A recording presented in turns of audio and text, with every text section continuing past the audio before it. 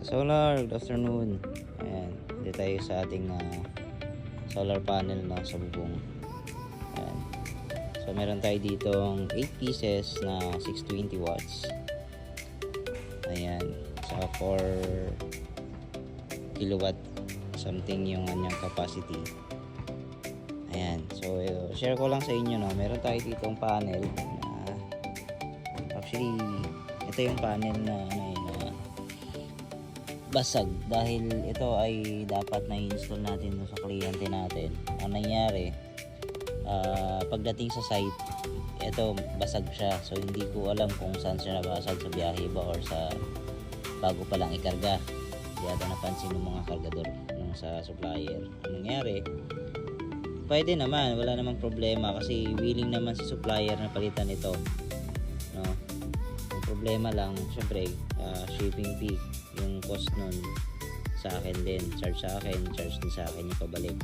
So ang ginawa ko, pinalitan ko na lang yung panel ni kliyente na bago. Ayan, bumili ako 2 piraso, isa nandito, ayan yung sabay, tapos yung isa yun in-install ko doon sa kliyente ko. And then itong basag, nilagyan ko na lang siya ng silicone sealant. So bumili ako ng isang tube na silicone sealant, yung kalahati nun binuhos namin dito, tapos pinahiran ng paleta. Ayan, so after 1 month, mahigit isang buwan na, wala namang nagiging problema, goods na goods ang harvest, no? Hindi tayo nagkaroon ng komplikasyon, no?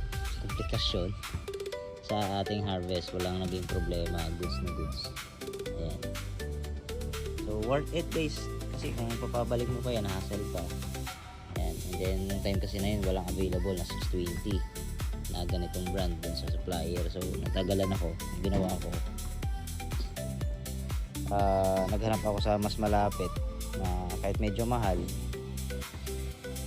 inano ko na lang, pinalitan ko na lang, tapos dito ko na lang siya nilagay. So far so good, no? Walang problema ang panel. Working siya guys, working. Ayan. So sealant lang, saka lang